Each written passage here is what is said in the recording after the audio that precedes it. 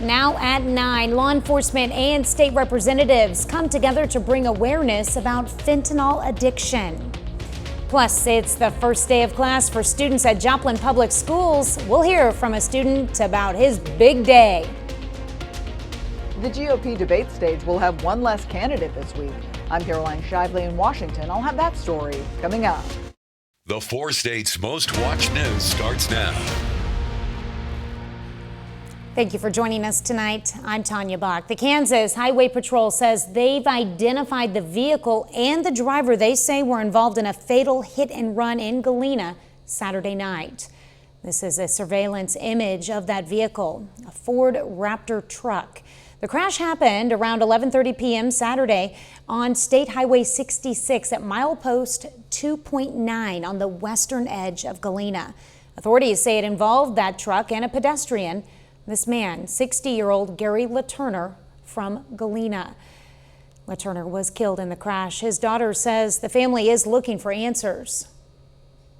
Honestly, for walking around town, he's always gotten his exercise like that, and unfortunately he was walking in town here in Galena at night and a car hit him, a truck, and drove off. And so we were just trying to get some answers and some justice and to just remember him for who he was. There's been no word yet on if the driver was arrested. Authorities are looking for a man and a woman in connection with an incident involving gunfire in Frontenac, Kansas Friday evening. It began at 212 West Lincoln Street, where resident Kenneth Phillips says his motorcycle had been pushed over and someone fled in a white SUV. Phillips says as he ran after the SUV, the driver, 28-year-old Sage Sprague of Pittsburgh, rolled down his window and fired a shot at Phillips in the yard of 601 Mount Carmel Road. Phillips was not hurt. Authorities have since found the suspect vehicle in Cherokee, Kansas, and they're still looking for Sprague and his suspected passenger, 27-year-old Christian Romsberg of Weir, Kansas. It was definitely a hot way to kick off the work week today. Meteorologist Sam Lane joins us with a first look at weather. That's right. Not only the work week, but the school year with temperatures over 100 degrees in many places today. In fact, let's take a look at the highs. You can see 105 in Fredonia, 103 in Yates Center, 107 in Howard, and 106 in Sedan for some of the warmest readings. It stayed in the upper 90s off towards our east, but the main factor was the dew point, and that's what made it feel so uncomfortable today. In fact, Jay set an all-time state record, and I'll tell you about that in a little bit. Temperatures dropping through the 80s tonight, doing about 76 by morning. We're hoping that some of this moisture associated with the tropical disturbance in the Gulf may sneak its way up into our area tomorrow to help temper the temperatures just a bit. But we'll have to wait and see. But right now, it looks like it's definitely going to be hot once again. Heat wave continues, low rain chances all the way until next weekend. Some cooler weather is ahead in our forecast, and unfortunately the drought is worsening as well, and I'll have all the details on that in just a little while. All right, thanks, Sam. Today is National Fentanyl Prevention and Awareness Day, and one hashtag is being used to help save lives. KOAM's Elise Noe tells us how the state of Kansas is raising awareness. The hashtag #OnePillCanKill is being used to bring awareness across the state of Kansas. August 21st is recognized nationally as Fentanyl Prevention and Awareness Day, and law enforcement, Kansas congressional delegation, and community partners are uniting to bring awareness to the state. According to the Kansas Department of Health and Environment, the state reported over 600 drug-related overdose deaths in 2021. Around half of those overdoses were related to synthetic opioids like illicit fentanyl. One mother in the Pittsburgh area, Kyle Campidi, lost her son Cooper to a fentanyl poisoning in April. She is using today to spread awareness to help save lives and honor her son. She created the Cooper Campidi Fentanyl Awareness Education Initiative to educate youths on fentanyl. I wanted to create this initiative because I wanted him to live on. I wanted his name to live on, his legacy to live on, his memory to live on, and something good to come out of this. If you or someone you know is experiencing substance abuse, you can contact the SAMHSA's helpline at 1-800-662-HELP. It's days like August 21st that reminds us that these drugs are in our area, affecting our community, and that education on this topic is of the utmost importance. Reporting in Crawford County, Elise Snowy, KOAM News.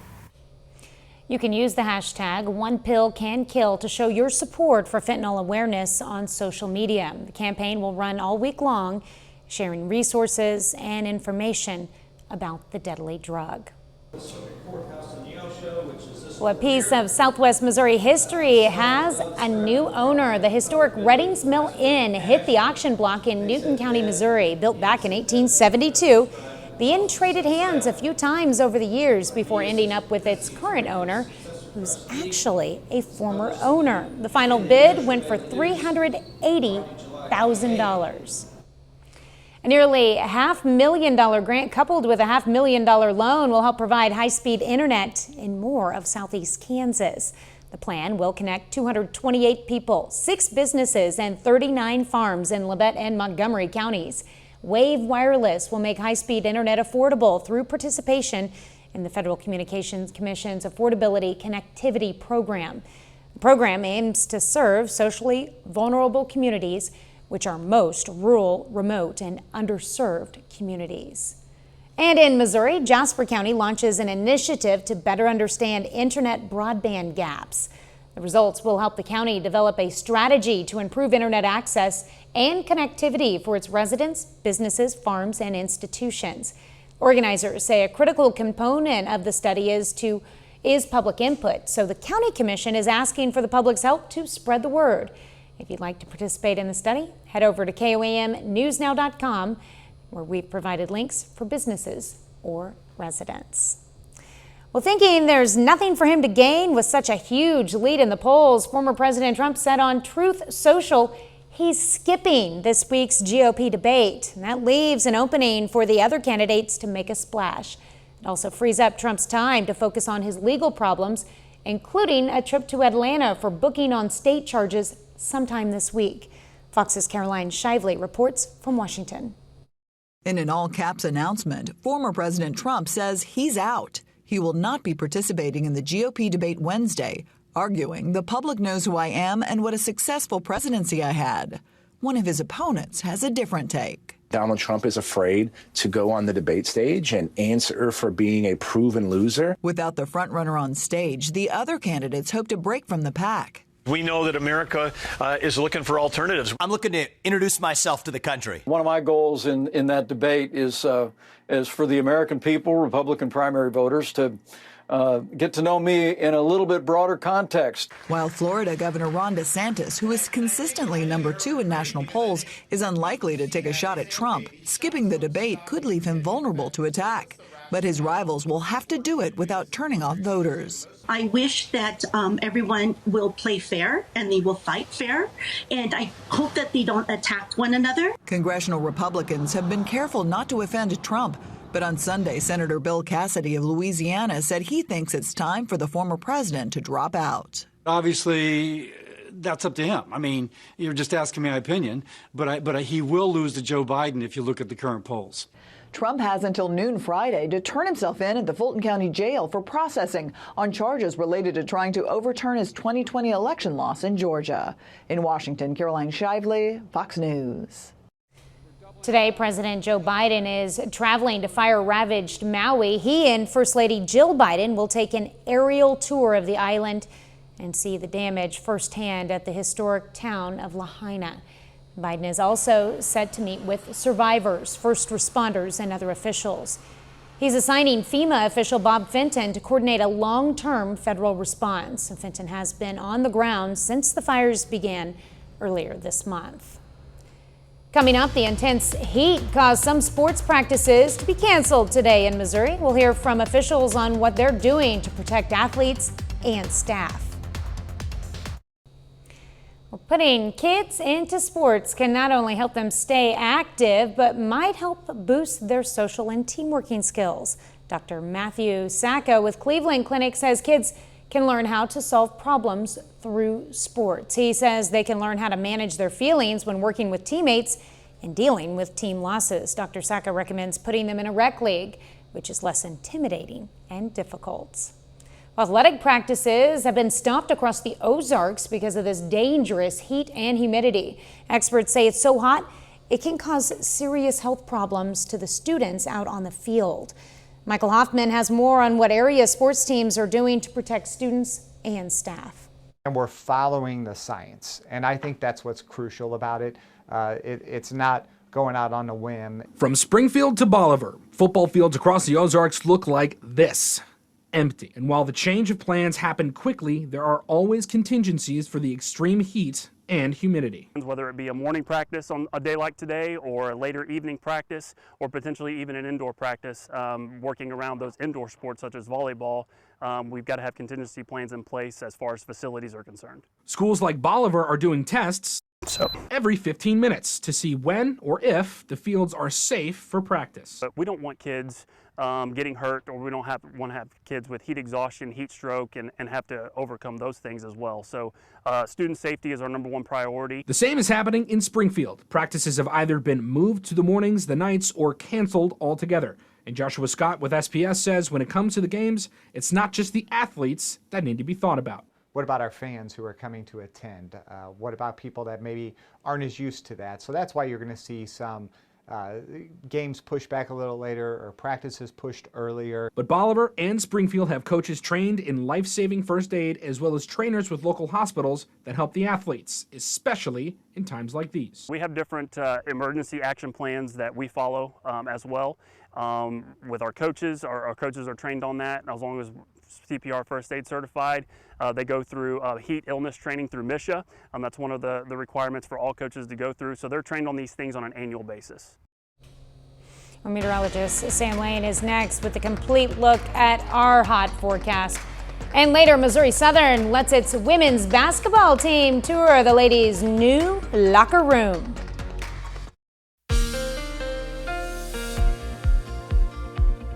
Well, friends, we had another day of oppressive heat across the area with records being set in many locations. Right now, let's take a look at this morning at Indigo Sky Casino and Resort.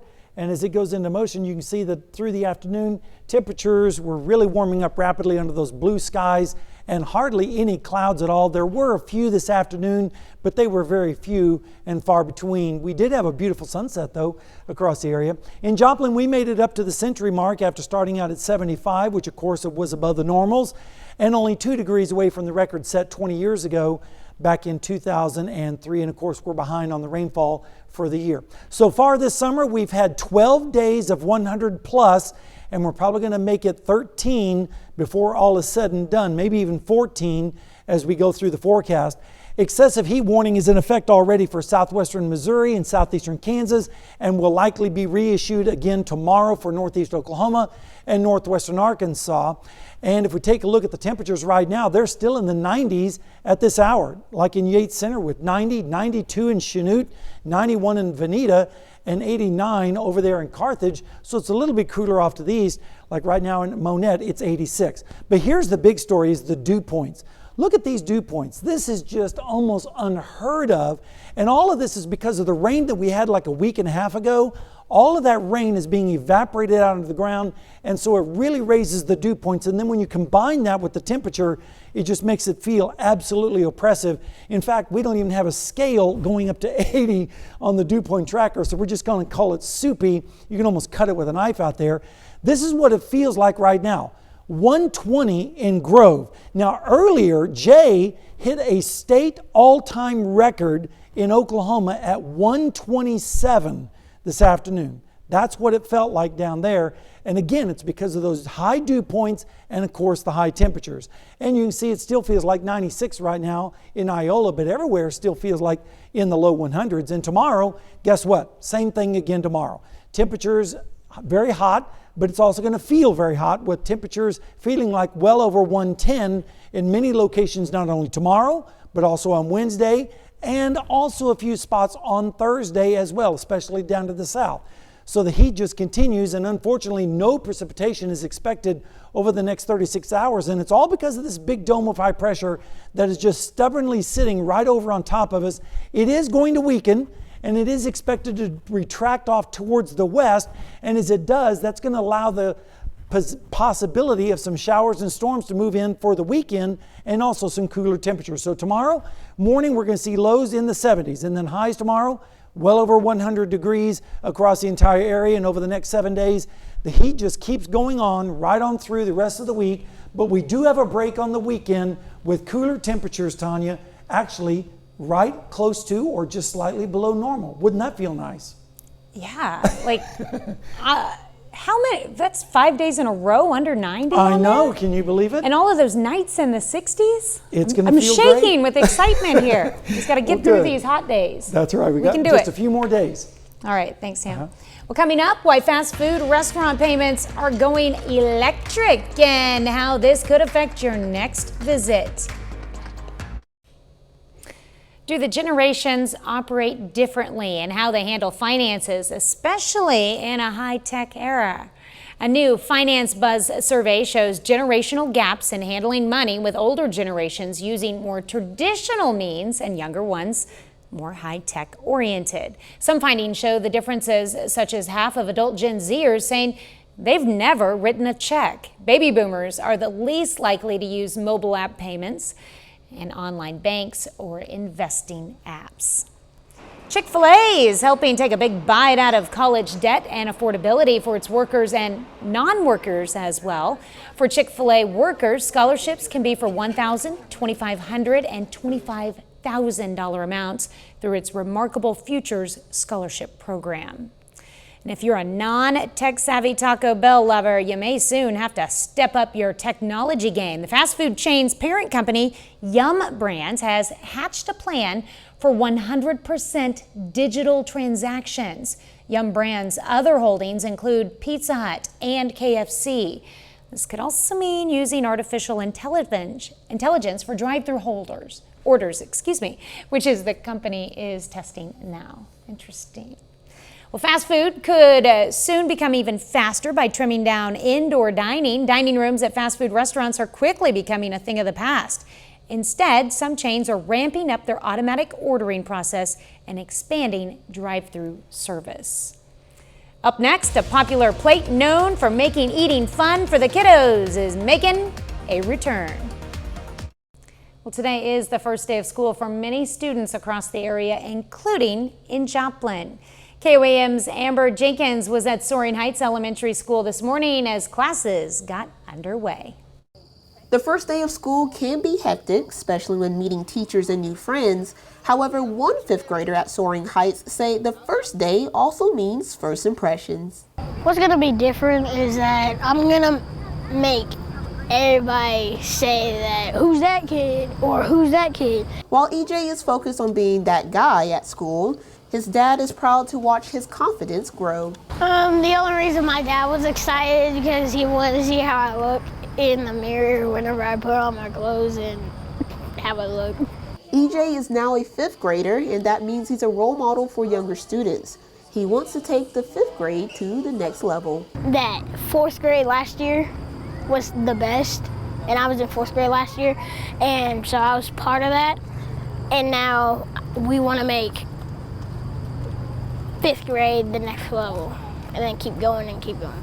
So when the students enter the building, it kind of feels like the reward that we have someone who we actually get to share all this knowledge and all this planning, and we've worked so hard to connect and figure out ways to help them grow. Although this is the first day of school, teachers are already cementing this year's motto. Our motto for our staff and what we're going to tell our students is rise up and move forward, and we have a lot of cool ideas to songs, cool themes, but that's kind of what we're going to say to each other day in and day out is rise up and move forward together.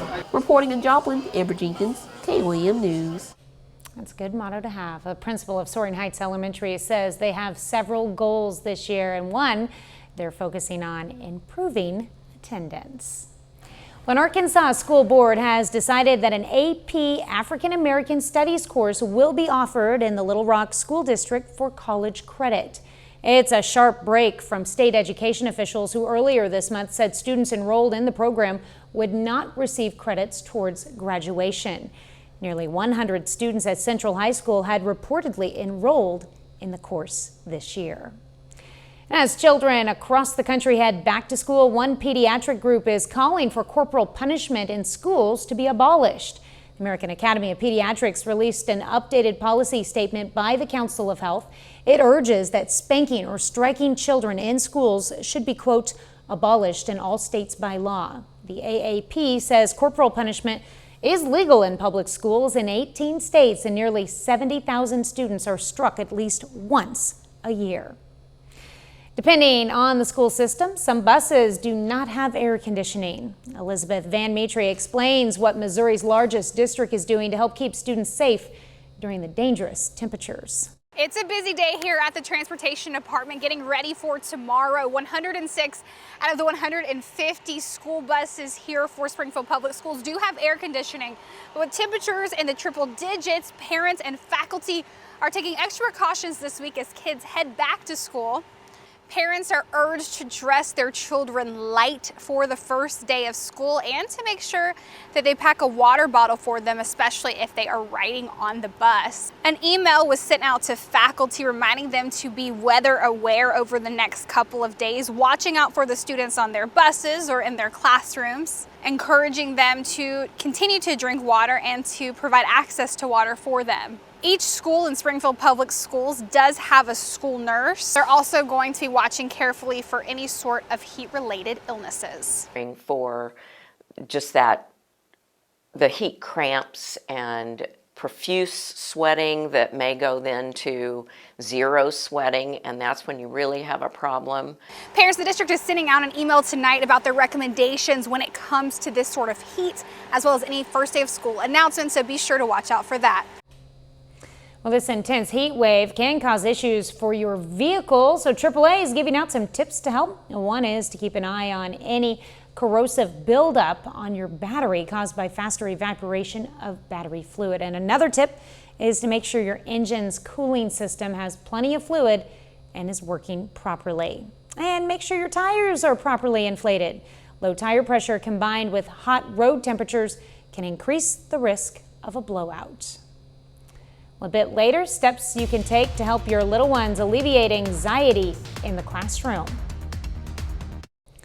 Hefty is bringing back the iconic Zoo Pals plates. There are 10 colorful, fun characters that serve as disposable plates, such as Cosmo the cow, Curly the pig, Tina the tiger, and Speckles the ladybug. Each plate has a main section and 2 ears or feet for side dishes. The plates were a lunchtime staple back in the 2000s and early 2010s, but were discontinued in 2014. The plates are available exclusively at online retailers in 20 packs and 15 packs. Remember those.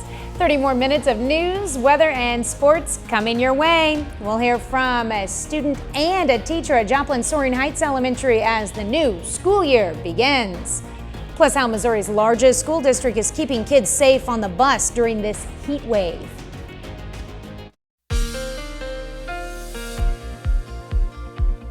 Well, we had another scorcher across the 4 states with many places getting close to or above the records for today. Right now in Seneca, Missouri, the Indigo Sky Casino and Resort, things are looking pretty calm and mostly fair out there. And the temperatures are starting to fall just a little bit, mainly in the 80s, and there are a few 90s out there.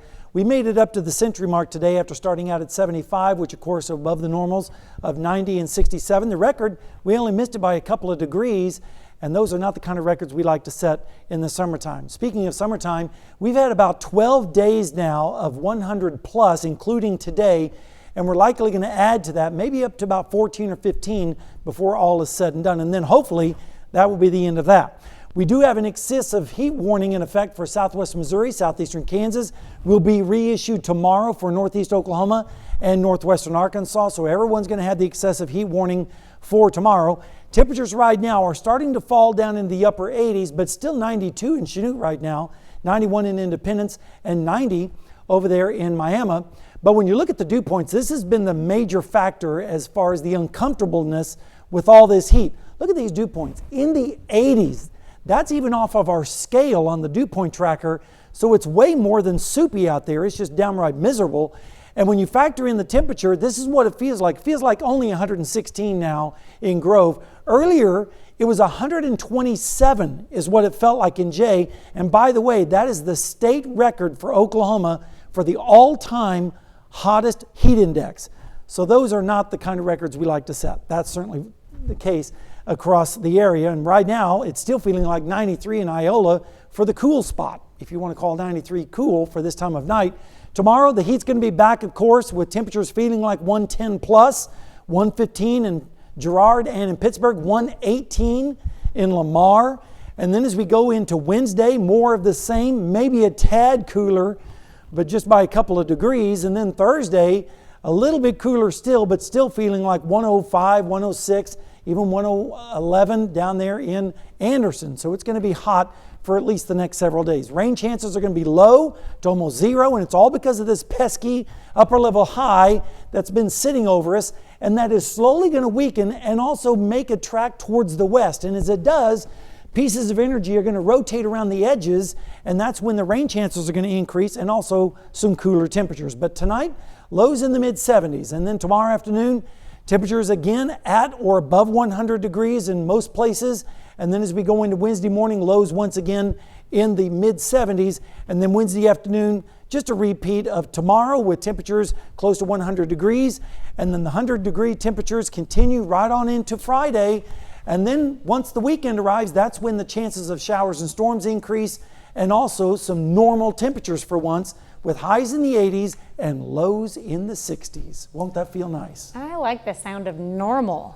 Yes. I'm done with the dog days of summer. Let's move on. Me too. Bring it on. All right. Thanks, Sam. Well, Tropical Storm Hillary is slamming Southern California with rainfall. It's the first tropical storm to hit the area in more than 8 decades. And now the storm is moving north. Fox Weather's Max Gordon reports from Nevada. I've never seen it like this, and I've lived here 33 years, and it was just chaos. Residents in Southern California waking up to the remains of Tropical Storm Hillary Monday morning. The storm bringing torrential rain Sunday, with some areas like Death Valley seeing more than half a year's worth of rainfall in just 24 hours. Soon as we got up to San Bernardino, they reported flooding at that same site and the most significant rainfall over a 60-minute period anytime in the history of Palm Springs. That's how quickly the system is moving. California Governor Gavin Newsom declaring a state of emergency to help support the recovery process. Hillary leaving behind massive flooding. The Los Angeles River, typically known for being nearly bone dry, now turned into a rushing torrent. Meanwhile, thousands have been left without power, and some are cleaning up from mudslides. Hillary, now a post-tropical cyclone, is making its way north. And while it's lost some steam, the storm is still packing a punch, threatening those in Nevada and as north as Oregon and Idaho. This is a little scary, just because, we're in the desert. Just like if it floods, where are we going to go? Flooding already being seen in the Las Vegas area Monday morning. Officials there encouraging people to practice caution on the roads and to never drive through flooded waters. Nevada Governor Joe Lombardo declaring a state of emergency here and activating the Nevada National Guard as Hillary slams the state. In Pahrump, Nevada, Max Gordon, Fox Weather. Coming up in sports, Pitt State's Cordell Tinch represents Team USA track and field. Plus, Riverton High School football deals with the heat by moving practice to the evening. John Dales has those stories and more up next.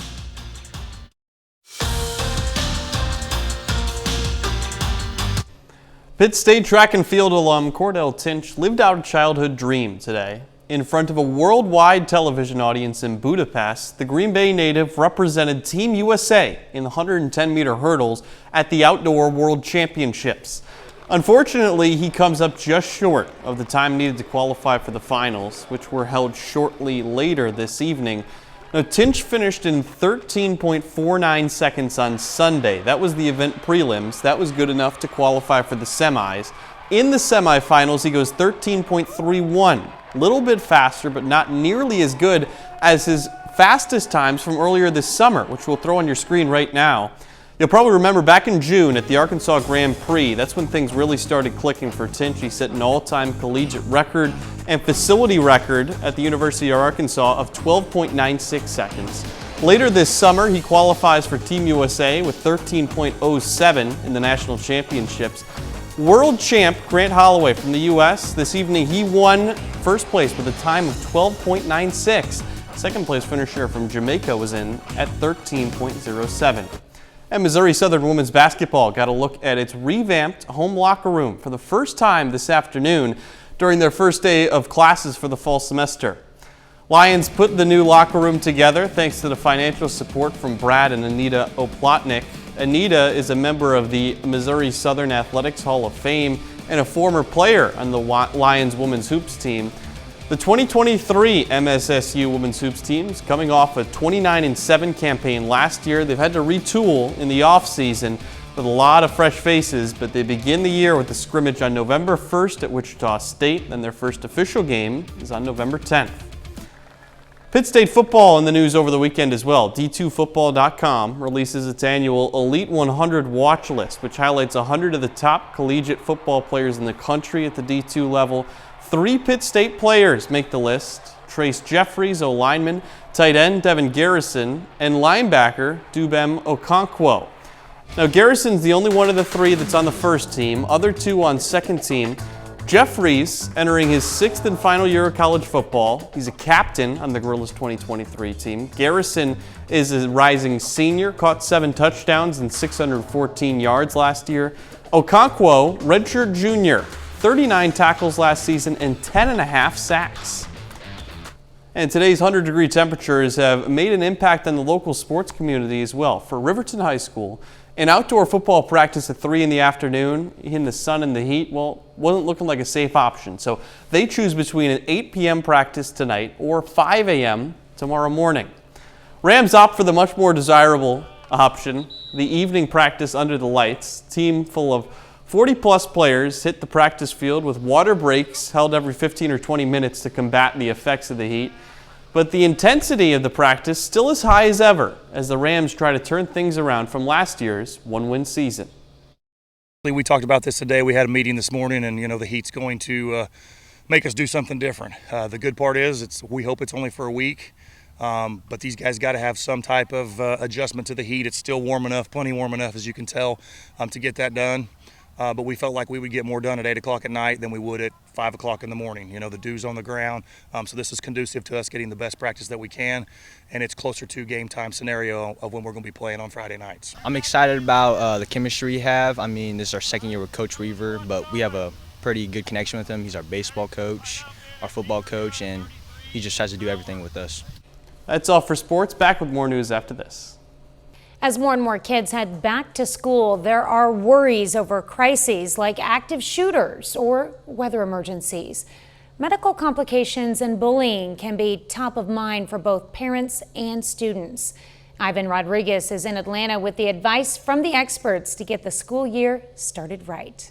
Going back to school can be stressful, but experts say there are steps you can take to alleviate anxiety and be prepared for any scenario. If we can empower them to feel like they're responsible for their own safety and that there's things that they can do to feel safe so that there isn't so much fear. Lori Olin from Allied Universal, a security services company, recommends keeping open communication with your school, understanding the protocols for emergencies, and identifying safe adults who your child can turn to for help. Know who those people are. That's number one. And that's for students of any age. For higher education, it's just as important to know who those trusted adults are on campus. Online safety should also be a priority. Encouraging children not to share passwords, don't talk to strangers, be mindful of online bullying. That advice extends to parents as well. Byron Lowens of the University of Michigan says to think twice when posting those back-to-school photos on social media. It can reveal personal information about your child. This information can be potentially used by predators or other criminals to track your child down. With so many safety concerns to take into consideration, mental health expert Erin Pash recommends focusing on the positive and empowering your child. Kids are so resilient and they're so trusting. If we set the tone the way that we want them to have an experience, they're usually very accommodating and adaptive to that. Well, coming up, we'll take a look at this week's lineup on Fox. From a special 2-hour MasterChef to many musical game shows and the competition on Mars.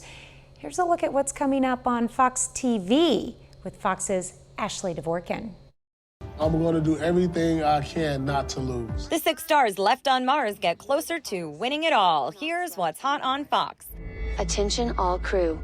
Please convene in the kitchen for a special briefing. Monday starts with Stars on Mars, and for the missions at hand, there are no longer base commanders. It's every star for themselves. The latest challenge is a rescue mission, which has them investigating a distress signal. Welcome to Dodger Stadium. That's followed by a replay of MasterChef United Tastes of America at Dodger Stadium. Chefs prepare lunch for over 100 kids from the Dodgers Foundation. Classic rock. Tuesday, it's an all-new Beat Shazam with band teachers, cousins, and a husband and wife battling it out to take home $1 million. Up next is Don't Forget the Lyrics, hosted by Niecy Nash, and more contestants testing that musical knowledge. The MasterChef kitchen welcomes a big guest. Wednesday, it's an all-new 2-hour episode of MasterChef United Tastes of America with Chef Andre Rush as a guest judge. The mystery box returns, and chefs need to make a gourmet meal out of Army rations. Then it's a tag team challenge, taking turns with a 3-course meal. You can do anything. Except sing. Thursday, it's an encore of another hit Fox musical competition, I Can See Your Voice, with host Ken Jeong. A rotating panel of celebrity detectives helps a contestant guess between good and bad singers without hearing them sing. For $1,000, name that tune. Then it's an encore of Celebrity Name That Tune with Jordan Sparks versus Clay Aiken and Amber Riley versus Chris Colfer. Fox Sports follows all that up with WWE Friday Night SmackDown. In Hollywood, Ashley Dvorkin, Fox News. There's a lot going on, and that's our time for tonight. Thanks for joining us. We'll leave you with video of a red panda creating art at the Adelaide Zoo. Have a great night and an even better tomorrow.